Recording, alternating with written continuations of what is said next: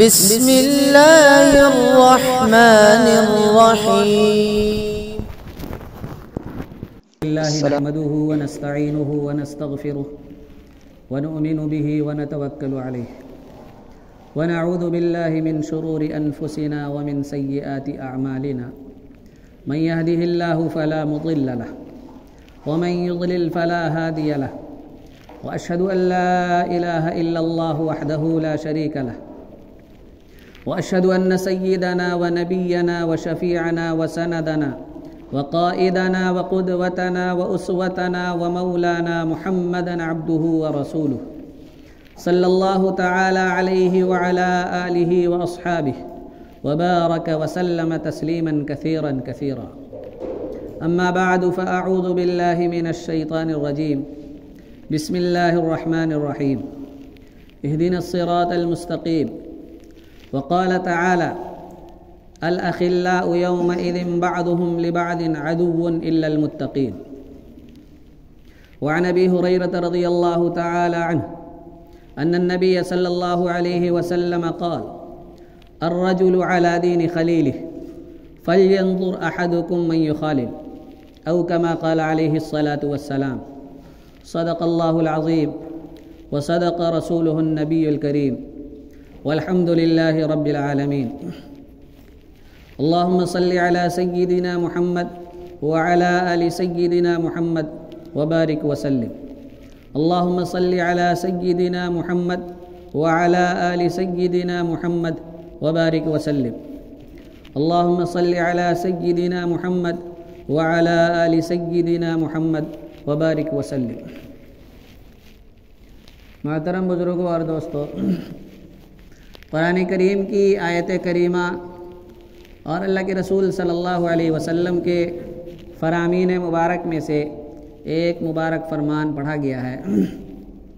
انشاءاللہ اسی آیت کریمہ اور اسی حدیث مبارکہ کی روشنی میں کچھ باتیں آپ حضرات کے سامنے پیش کی جائیں گی. ہو سکتا ہے اللہ کے کسی بندے کو فائدہ پہنچ جائے. حدیث پاک جو پڑھی گئی ہے، اسے امام ترمذی رحمۃ اللہ علیہ نے اپنی سنن میں، جسے ترمذی شریف ہم لوگ کہا کرتے ہیں، اس کتاب میں، اسی طریقے سے امام ابو داؤد رحمۃ اللہ علیہ نے اپنی سنن میں، جسے ابو داؤد شریف کہا جاتا ہے، ان دونوں کتابوں میں یہ حدیث موجود ہے. اس حدیث کو نقل کرنے والے صحابی بہت مشہور صحابی ہیں، حضرت ابو ہریرہ رضی اللہ تعالیٰ عنہ. حضرت ابو ہریرہ رضی اللہ تعالیٰ عنہ وہ جلیل القدر صحابی ہیں جنہوں نے تمام صحابہ کرام میں سب سے زیادہ حدیثیں اللہ کے نبی صلی اللہ علیہ وسلم سے روایت کی ہیں. فرماتے ہیں کہ اللہ کے نبی صلی اللہ علیہ وسلم نے ارشاد فرمایا: الرجل علی دین خلیلہ. اس حدیث میں ایک اہم ترین بات اور ایک اہم ترین نصیحت اللہ کے نبی صلی اللہ علیہ وسلم نے اپنے ماننے والوں کو، اپنے تابع داروں کو، اپنی پیروی کرنے والوں کو، اپنے اوپر ایمان لانے والوں، تمام ہی مسلمانوں اور تمام ہی مومنوں کو فرمائی ہے. ایک اہم ترین نصیحت ہے، زندگی گزارنے کا طریقہ اور سلیقہ آپ نے اس حدیث مبارک کے ذریعے اپنی امت تک پہنچایا ہے.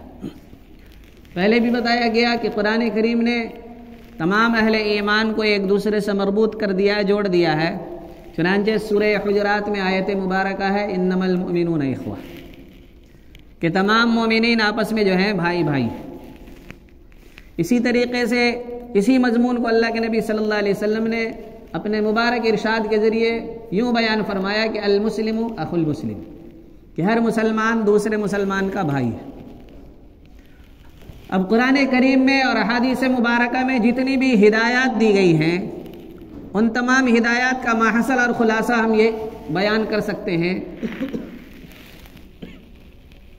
کہ ایک بنیادی بات جو اللہ تبارک و تعالی نے فرمائی کہ انما المؤمنون اخوہ، اور اللہ کے نبی صلی اللہ علیہ وسلم نے بیان فرمایا المسلم اخو المسلم. تو اب جتنی بھی ہدایتیں دی گئی ہیں وہ تمام ہدایتیں اسی لیے دی گئی ہیں، اس بنیادی بات کو مد نظر رکھتے ہوئے ساری ہدایتیں دی گئی ہیں کہ مسلمانوں میں اخوت اور بھائی چارگی کا تعلق باقی رہے اور برقرار رہے، مضبوط سے مضبوط تر ہوتا چلا جائے. اور ایسی تمام باتوں سے منع فرما دیا گیا، روک دیا گیا، ایسی باتوں کو ناپسند کیا گیا جس کی وجہ سے اس تعلق میں دراڑ پیدا ہو جائے، یا یہ تعلق ختم ہو جائے، یا اس تعلق میں کسی قسم کی بھی کوئی پریشانی اور کوئی مصیبت کا سامنا کرنا پڑے۔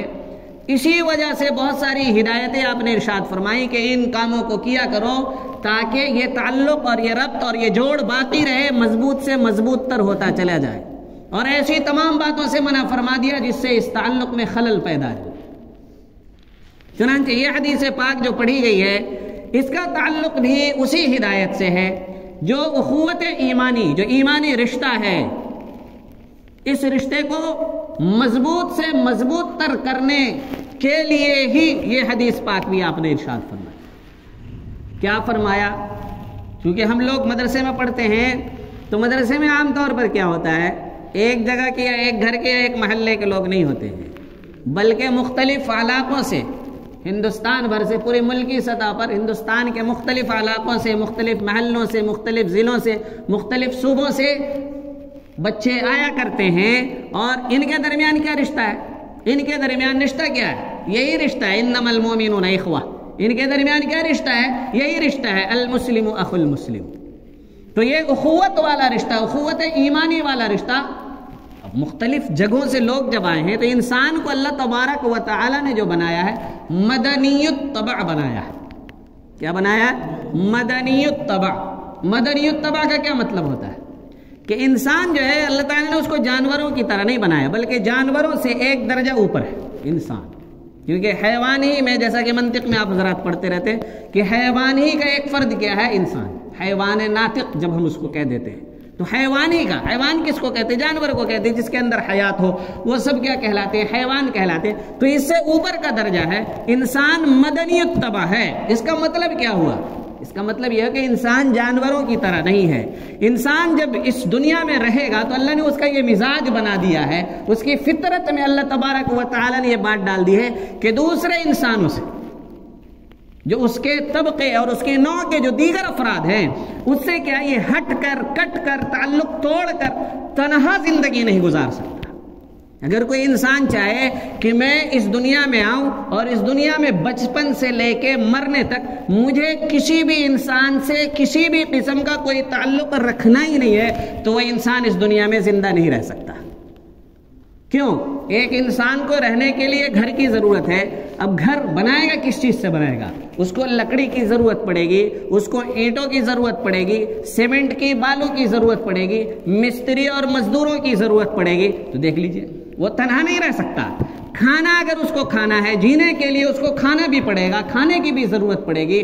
تو انسان کو طرح طرح کے کھانوں کی ضرورت ہوگی، آلو کی ضرورت، پیاز کی ضرورت، اسی طریقے سے گیہوں کی ضرورت، آٹے کی ضرورت اور چاول کی ضرورت۔ تو انسان طرح طرح کی چیزوں کا محتاج ہے، لیکن کوئی انسان دنیا میں ایسا نہیں کہ آلو بھی وہ خود ہی اگا لے، گیہوں بھی کیا کر لے؟ خود ہی اس کا انتظام کر لے، چاول جو ہے اس کا بھی خود ہی انتظام کر لے۔ دنیا میں ایک انسان آپ ایسا نہیں دکھا سکتے کہ اس کو زندہ رہنے کے لیے جتنی چیزوں کی ضرورت ہے ہر چیز کا انتظام وہ دوسروں سے تعلق توڑ کر، دوسروں کو محتاج ہوئے بغیر ان چیزوں کا کیا کر لے؟ وہ انتظام کر لے۔ ایسا ایک انسان بھی آپ کو نہیں ملے گا، ایسا ایک انسان بھی آپ کو نہیں ملے گا۔ اسی وجہ سے کہا گیا، ایسے کوئی، اسی کو کہا جاتا ہے مدنی الطبع، کہ انسان کو اللہ نے کیا بنایا ہے؟ مدنی الطبع بنایا ہے، کہ ایک دوسرے سے ہٹ کر، کٹ کر، تعلق توڑ کر، دوسرے کی ضرورت کے بغیر، دوسرے کا محتاج ہوئے بغیر یہ ساری زندگی گزار لے، ایسا نہیں ہو سکتا۔ جانور اس کے برعکس، جانور جو ہے وہ سب سے ہٹ کر، کٹ کر کیا کر سکتا ہے؟ زندگی گزار سکتا ہے، پیدا ہونے سے لے کے موت تک۔ کیونکہ جانور پیدا ہو گیا، جنگلوں میں عام طور پہ جانور رہتے ہیں، بہت سارے جانوروں کو انسان نے اپنے سے مانوس کر لیا جنہیں وہ گھروں میں پالتا ہے۔ تو اصل تو جانور جو ہے جنگلوں میں رہا کرتے ہیں۔ اب جنگل میں ایک جانور پیدا ہوتا ہے، اس کو کس چیز کی ضرورت ہے؟ اس کو گھر کی ضرورت ہے، یا تو اڑنے والا پرندہ ہے تو طرح طرح کے تنکے لا کر کے جوڑ کر کے کہیں پر بھی کسی بھی پیڑ پر کیا کر لے گا؟ وہ بسیرا کر لے گا، کسی دوسرے جانور کی اس کو ضرورت نہیں پڑے گی۔ کھانے پینے کی ضرورت ہے تو اڑنے والا پرندہ ہے تو کیا کرے گا؟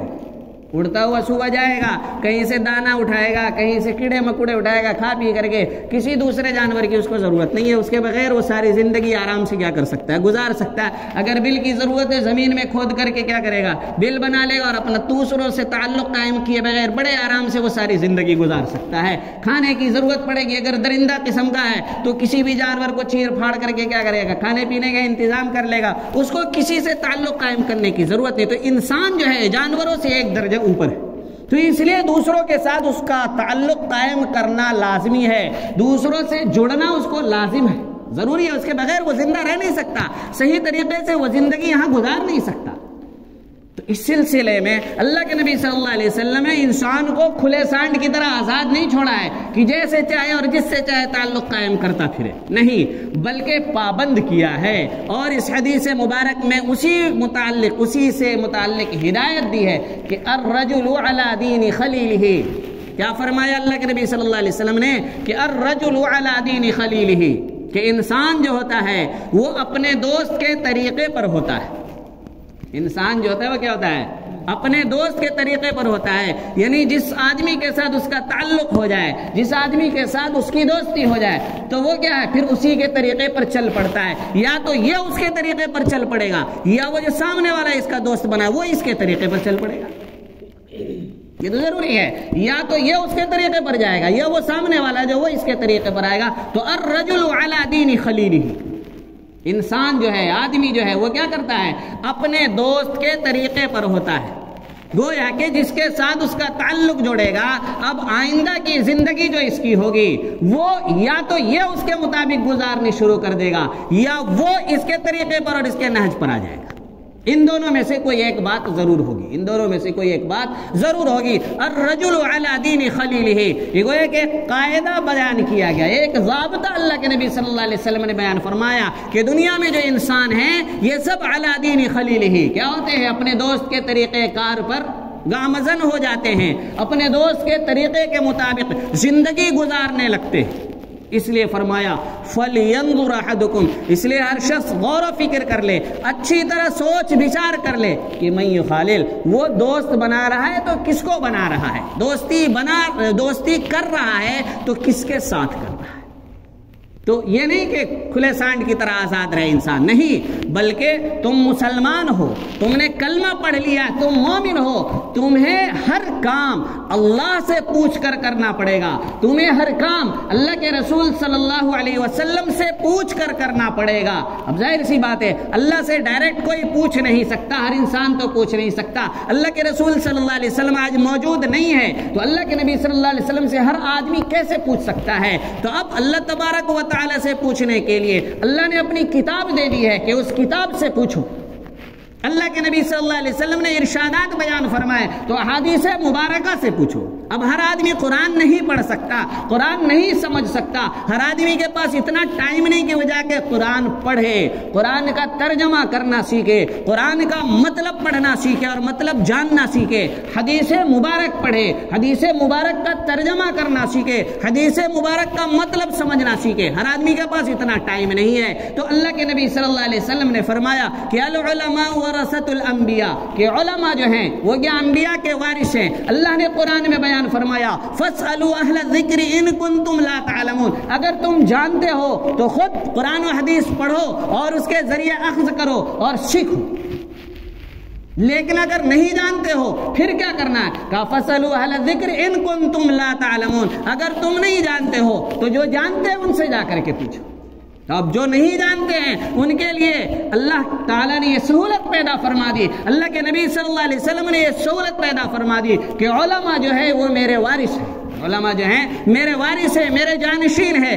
اگر ڈائریکٹ میں نہیں ہوں تمہارے سامنے، تم مجھ سے نہیں پوچھ سکتے ہو، تو میرے وارث اور میرے جانشین علماء کی شکل میں موجود ہوں گے، ان سے جا کر کے پوچھ لیا کرو، وہ تمہیں اللہ کا طریقہ بھی بتائیں گے، اللہ کے نبی کا طریقہ بھی بتائیں گے، اللہ کے پسندیدہ امور کی طرف تمہاری رہنمائی کریں گے، اللہ کے ناپسندیدہ امور کی طرف تمہاری رہنمائی کریں گے، وہ بتائیں گے اللہ کیا پسند کرتا ہے، اللہ کیا ناپسند کرتا ہے۔ جو اللہ کی پسندیدہ چیزیں ہیں انہیں تمہیں اختیار کرنا ہے، اور جو اللہ کے نزدیک ناپسندیدہ امور ہے ان سے دوری بنائے رکھنا ہے۔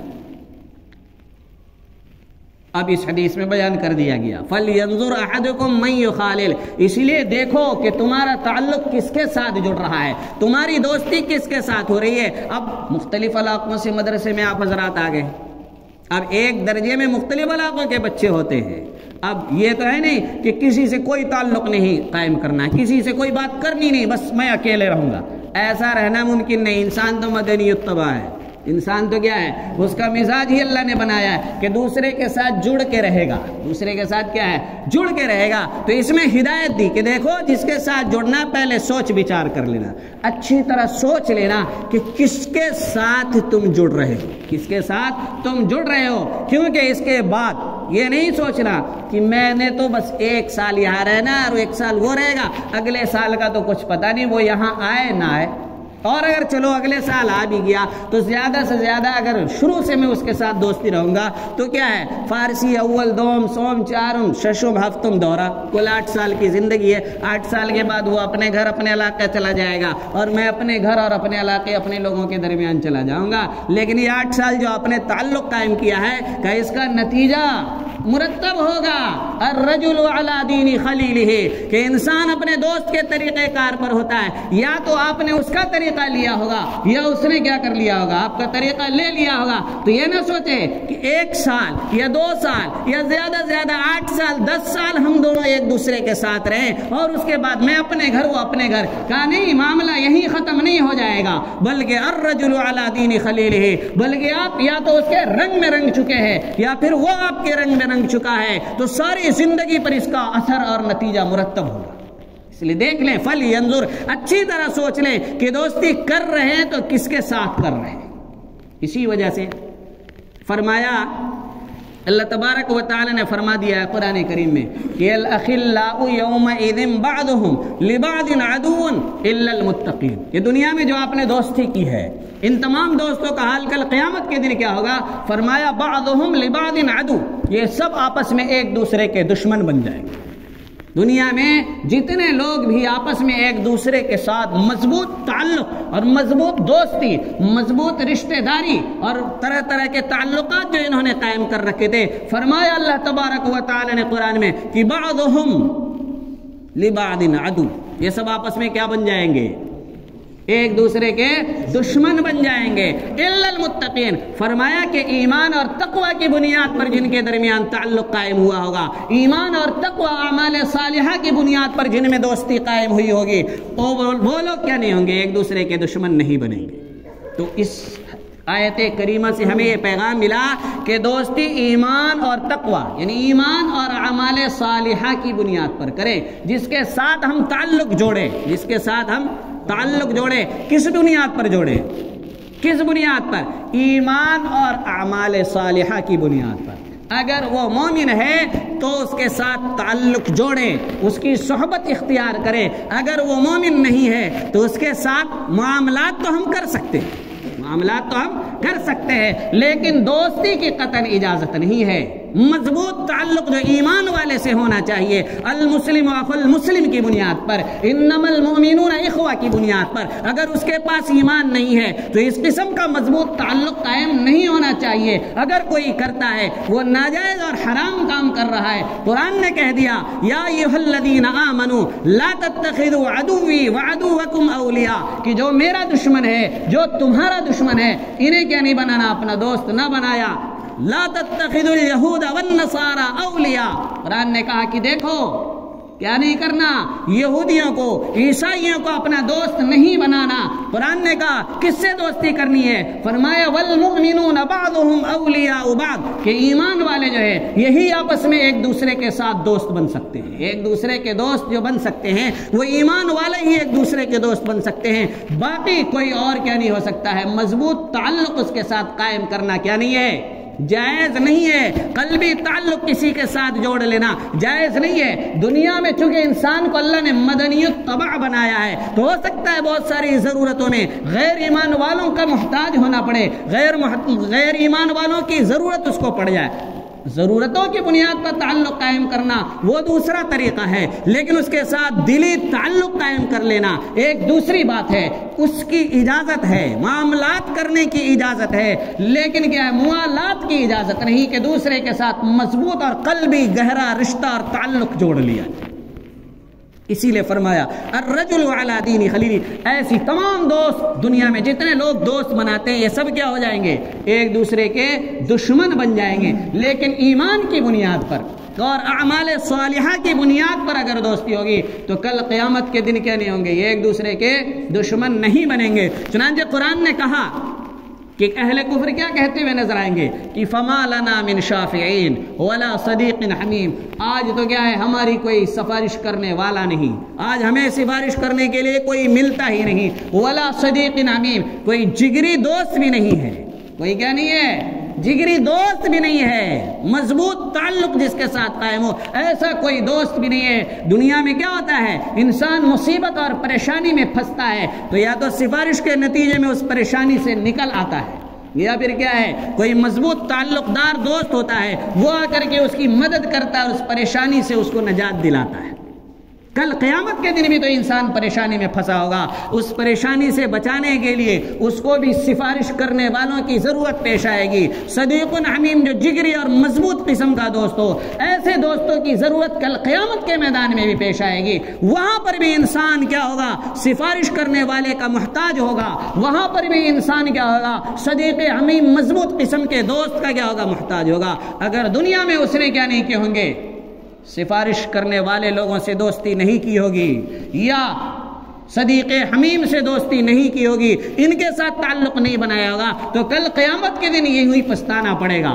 کیا کہے گا کہ ما لنا من شافعین، آج تو ہمیں کوئی سفارش کرنے والا ملتا ہی نہیں، آج تو ہمیں کوئی سفارش کرنے والا ملتا ہی نہیں، ولا صدیق حمیم، کوئی مضبوط اور جگری قسم کا دوست یعنی ہمیں ملتا ہی نہیں، کوئی سچا دوست ہمیں مل ہی نہیں رہا ہے جو ہمیں آج کی پریشانی سے نجات دلا دے۔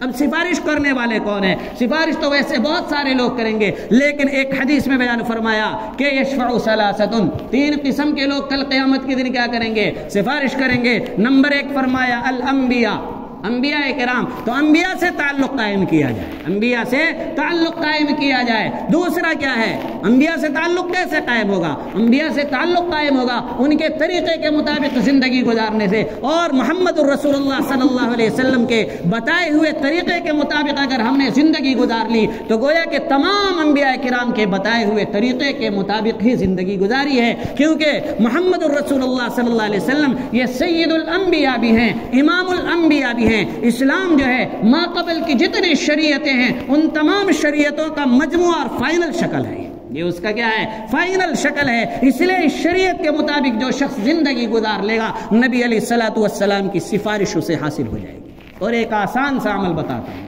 جس سے نبی علیہ السلام کی سفارش حاصل ہوگی، بہت ہی آسان عمل ہے، ہر آدمی آسانی کے ساتھ کر سکتا ہے۔ صحیح حدیث ہے، اللہ کے نبی صلی اللہ علیہ وسلم نے ارشاد فرمایا جو صبح 10 مرتبہ اور شام میں 10 مرتبہ، صبح مطلب فجر کے بعد، صبح مطلب کیا ہے، فجر کے بعد، طلوع صبح صادق کے بعد سے صبح کا وقت ہو جاتا ہے، تو جو صبح کو اور اسی طریقے سے شام میں، شام کا اطلاق عربی زبان میں عصر کے بعد سے شروع ہو جاتا ہے، عصر کے بعد سے کیا ہو جاتا ہے، عصر کا وقت ہوتے ہی مساء کا لفظ جو ہے وہ صادقانہ شروع ہو جاتا ہے۔ یہ اور بات ہے کہ ہم لوگوں کی اصطلاح میں شام کا وقت مغرب کے بعد بھی جاری رہتا ہے، لیکن عربی اصطلاح کے مطابق شام کا لفظ مغرب کے بعد نہیں ہوتا، بلکہ وہ تو جیسے ہی غروب آفتاب ہوتا ہے تو لیل شروع ہو جاتی ہے، رات شروع ہو جاتی ہے، اس کے بعد کیا ہو جاتی ہے۔ اسی وجہ سے اسلامی تاریخ میں دیکھتے ہیں چاند دیکھتے ہی تاریخ بدل دیتے ہیں، پتہ چلا کہ وہ وہاں سے رات کا آغاز ہو گیا، وہاں سے کیا ہو گیا ہے، رات کا آغاز ہو گیا ہے۔ تو اللہ کے نبی صلی اللہ علیہ وسلم نے فرمایا جو صبح کو اور شام کو 10 مرتبہ،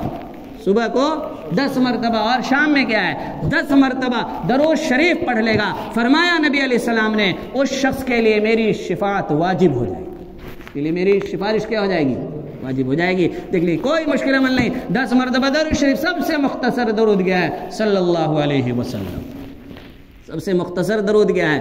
صلی اللہ علیہ وسلم. اور سب سے اچھا درود کیا ہے؟ درود ابراہیمی جو ہم نماز میں پڑھتے ہیں، کیونکہ سب سے افضل عبادت نماز ہے، تو اس میں جو درود پڑھتے ہیں وہ افضل ترین درود کہلائے گا. افضل ترین عبادت کے لیے افضل ترین درود وہی ہے. تو چاہے وہ پڑھ لیں، چاہے یہ مختصر سا پڑھ لیں یا درمیانہ پڑھ لیں، اللہم صلی علی سیدنا محمد وعلی آل سیدنا محمد وبارک وسلم. تو اس طریقے سے دیکھیے، پہلا طبقہ جو سفارش کرنے والا ہوگا وہ انبیاء کا ہوگا. نبی کی سفارش اگر ہم حاصل کرنا چاہتے ہیں، صبح کو 10 مرتبہ، شام میں 10 مرتبہ درود شریف پڑھ لیا کرے، نبی کی سفارش ہمیں مل جائے گی. دوسرا طبقہ جو کل قیامت کے میدان میں سفارش کر کے لوگوں کو پریشانیوں سے نجات دلائے گا، فرمایا ثم العلماء. دوسرے نمبر پر علماء کرام سے بارش کریں گے. آپ لوگ خود عالم بن رہے ہیں، آپ لوگ کیا کر رہے ہیں؟ خود عالم بن رہے ہیں. آپ لوگوں سے جو مضبوط تعلق قائم کرے گا وہ کیا ہو جائے گا؟ کل قیامت کے دن پریشانیوں سے نجات اور چھٹکارا پانا اس کے لیے آسان ہو جائے گا. اور ابھی آپ چونکہ کامل عالم نہیں بنے، اس لیے ابھی ضرورت ہے کہ کامل عالم جو ہیں ان سے آپ اپنا تعلق مضبوطی کے ساتھ جوڑیں، تاکہ اگر آپ پھنسے تو کل قیامت کے دن آپ کو یہ بچا سکے. کل قیامت کے دن کیا ہے؟ بچا سکے. تیسرے مرحلے پر ثم الشہداء، تیسرا طبقہ شہداء کا ہے. تو شہداء تو یہاں پر ہے نہیں، ہمارے یہاں کوئی نہیں، کیا نہیں ہے؟ شہداء نہیں ہے، اور نہ فی الحال اس کا موقع ہے. بہرحال یہ 3 خاص طبقے ہیں جو کل قیامت کے دن کیا کریں گے؟ سفارش کریں گے. تو اصل معاملہ الاخلاء یومئذ بعضهم لبعض عدو الا المتقین، کہ قیامت کے دن سارے دوست ایک دوسرے کے دشمن بن جائیں گے، مگر جن سے ہم نے دوستی کی ہوگی ایمان اور اعمال صالحہ کی بنیاد پر، وہ کل بھی ہمارے دوست رہیں گے، دنیا میں بھی ہمارے دوست، اور کل قیامت کے دن بھی کیا رہیں گے؟ ان سے ہمارا تعلق باقی رہے گا، وہ ہمارے کام آئیں گے کل بھی. اسی لیے حضرت حسن بصری رحمۃ اللہ علیہ نے فرمایا استکثروا من الاصدقاء المؤمنین، کہ دنیا میں رہتے ہوئے کیا کرو؟ زیادہ سے زیادہ مومن لوگوں کے ساتھ کیا کرو؟ دوستی کرو. زیادہ سے زیادہ مومنوں کے ساتھ کیا کرو؟ دوستی کرو. فرمایا فَإِنَّ لَهُمْ شَفَاعَةً يَوْمَ الْقِيَامَةِ، کیونکہ کل قیامت کے دن کیا ہے؟ جن کو سفارش کا موقع دیا جائے گا. تو کیا پتا آپ کا دوست آپ کے لیے سفارش کرے. تو اس لیے زیادہ سے زیادہ اہل ایمان سے کیا کرو؟ دوستی کرو. کیا پتا کس کو سفارش کا موقع مل جائے. کوئی گارنٹی تو نہیں، میں نہیں کہہ سکتا کہ میں سفارش کروں گا ہی.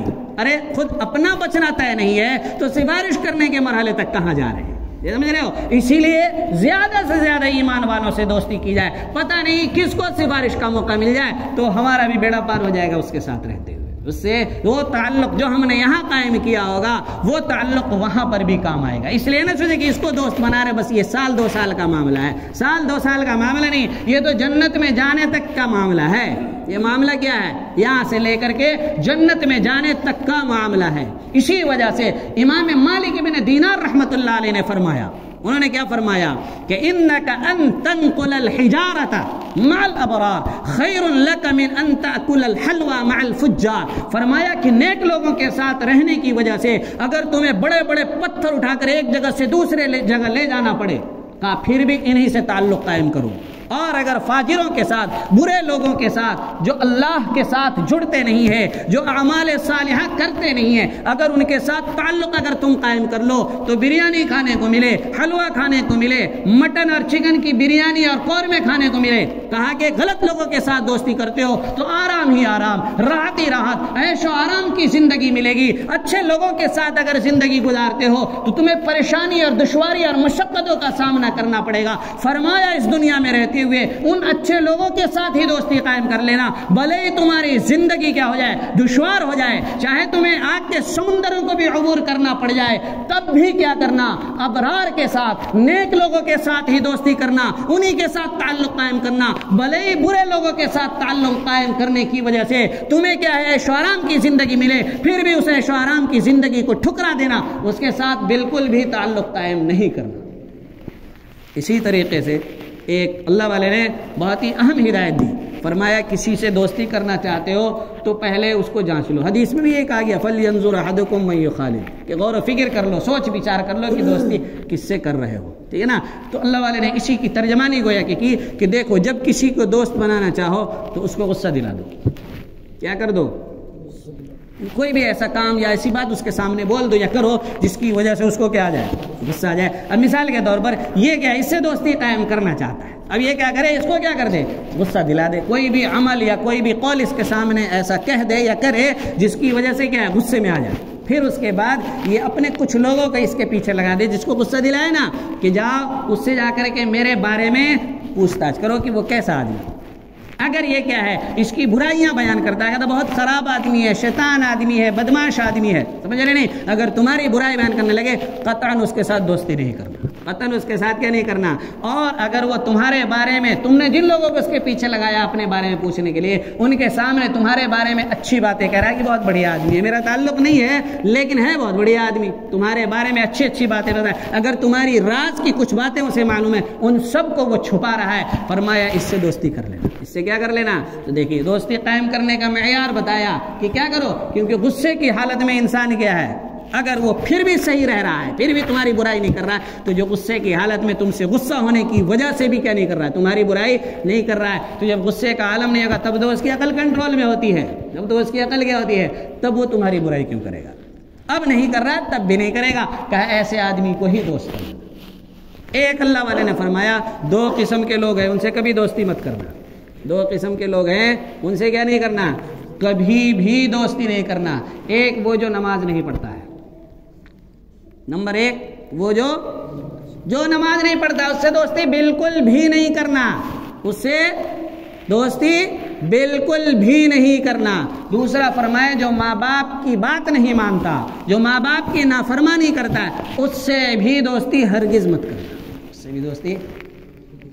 اس لیے جس سے بھی دوستی قائم کرنا ہو تو پہلے دیکھو کہ یہ نماز پڑھتا ہے یا نہیں پڑھتا ہے، اگر دیکھو نماز پڑھتا ہے تو دوستی کر لینا، اور اگر نماز نہیں پڑھتا ہے تو کیا نہیں کرنا، دوستی بالکل بھی نہیں کرنا۔ دوسرا یہ کہ دیکھنا یہ اپنے ماں باپ کی اطاعت و فرما برداری کرتا ہے یا معصیت اور نافرمانی کرتا ہے، اگر فرما برداری کر رہا ہے ماں باپ کی تو پھر اس سے دوستی کر لینا، اور جو ماں باپ کی نافرمانی کر رہا ہے اس سے کیا نہیں کرنا، دوستی مت کرنا۔ کیوں؟ اس لیے کہ اللہ اس کا خالق ہے، خالق حقیقی ہے، رب حقیقی ہے، اور ماں باپ اس کے رب مجازی ہیں، انہوں نے بھی اس کو وجود دینے میں سبب بنے ہیں۔ ماں باپ بھی کیا بنتے ہیں؟ اللہ تو براہ راست، اللہ تو کیا ہے، براہ راست اس کو وجود دینے والا ہے، اور ماں باپ کیا ہے، ماں باپ واسطہ بنے ہیں اس کے وجود کے لیے، سمجھنے؟ تو گویا کہ وہ خالق حقیقی اور یہ خالق مجازی، وہ رب حقیقی اور یہ رب مجازی ہیں۔ تو جو خالق جس نے اس کو وجود دیا ہے، جس کے اوپر ہزاروں کروڑوں لاکھوں احسان اس کے اوپر ہیں، یہ کیا نہیں کر رہا ہے، اس کے ساتھ وفاداری نہیں کر رہا ہے، تمہارے ساتھ کیسے وفاداری کرے گا، تمہارے ساتھ کیسے وفاداری کرے گا؟ ماں باپ جنہوں نے بچپن سے لے کر، ماں جس نے 9 مہینے تک اسے پیٹ میں رکھا، ہر طرح کی مشقتیں جھیلی، اس کے بعد پھر اس کو اپنا خون جگر دودھ کی شکل میں اس کو پلایا، بچپن سے لے کر کے پرورش کی، اور جب طاقت اور کڑیل جوان ہو گیا، طاقتور بنا، تو اب اسی رب کے آگے کیا ہے، اکڑتا پھرتا ہے، اسی ماں باپ کے سامنے اکڑتا پھرتا ہے، نہ رب کی بات مانتا ہے اور نہ اپنے ماں باپ کی بات مانتا ہے۔ کہا کہ جو اپنے وجود دینے والے کے سامنے سر نہیں جھکا رہا ہے وہ تمہارے سامنے کیسے سر جھکائے گا؟ جو ان کی بات نہیں مان رہا ہے وہ تمہاری بات کہاں مانے گا؟ جو ان کے ساتھ خیر خواہی کا معاملہ نہیں کر رہا ہے، رب کے ساتھ خیر خواہی یہی ہے، پہلی خیر خواہی رب کے ساتھ یہ کہ اس کو مانے سب سے پہلے انسان، اور اس کی اطاعت اور فرما برداری کرے۔ جو اپنے خالق کی اطاعت اور فرما برداری نہیں کر رہا ہے، ان کے ساتھ خیر خواہی نہیں کر رہا ہے، وہ تمہارے ساتھ کہاں سے خیر خواہی کرے گا؟ اس لیے دوست بنانے سے پہلے کیا کریں؟ دیکھ بھی لیا کریں، ورنہ پھر تو وہ مشہور مقولہ اور کہاوت ہے کہ جو آدمی جس کے ساتھ کیا کرتا ہے، دوستی کرتا ہے، وہ کیا ہو جاتا ہے، ویسے ہی ہو جاتا ہے۔ حدیث میں بھی یہی بات کہ الرجل علی دین خلیلہ، بیڑی والے کے ساتھ دوستی کریں گے تو کیا بنیں گے؟ ہاں زیادہ کیا، چند دن آپ بیڑی والے کے ساتھ دوستی کر کے دیکھیں تو دیکھ لیجئے گا، پہلے تو آپ کو ایسے آپ کو برا سا لگے گا، پہلے دن کیا لگے گا، یار دھواں خراب سا لگتا ہے، لیکن جب 2-4 دن آپ اس کے ساتھ رہیں گے تو دھوئیں کی وجہ سے جو آپ کو ناگواری ہوتی نا، وہ ناگواری ختم ہو جائے گی۔ یہ پہلا مرحلہ ہوگا، ناگواری ختم ہو جائے گی۔ پھر کچھ اور مرحلہ گزرے گا تو آپ سوچیں گے اللہ ایک آدھ کش میں بھی لے کر دیکھتا ہوں کیسا لگتا ہے، وہ پیشکش کرے گا کہ لو یار پی لو، کیا دقت ہے، نہیں سمجھ رہے ہو، کیونکہ 1-2 کش لے لو، کیا جا رہا ہے، پینا نہیں لیکن لے کر دیکھو، تو آپ شروع میں کہیں گے یہ کیا غلط بات کر رہے ہو۔ پھر 2-4 دن اور گزریں گے، کچھ ایام اور گزریں گے تو کہیں گے 1 کش لے کر ہی دیکھ لینا چاہیے، 1 کش کیا ہے۔ اور پھر اس کے بعد وہ دور بھی آئے گا جب وہ نہیں پیشکش کرے گا بلکہ آپ خود خرید کے دوسروں کو پیشکش کریں گے، نہیں سمجھ رہے ہو؟ یہ صورتحال بنے گی. یہ کیا بنے گی؟ صورتحال یہی بنے گی. صورتحال کیا ہے؟ یہی بنے گی. جناب آپ سوچیں کہ بیڑی والا اس کے ساتھ آپ تعلق قائم کر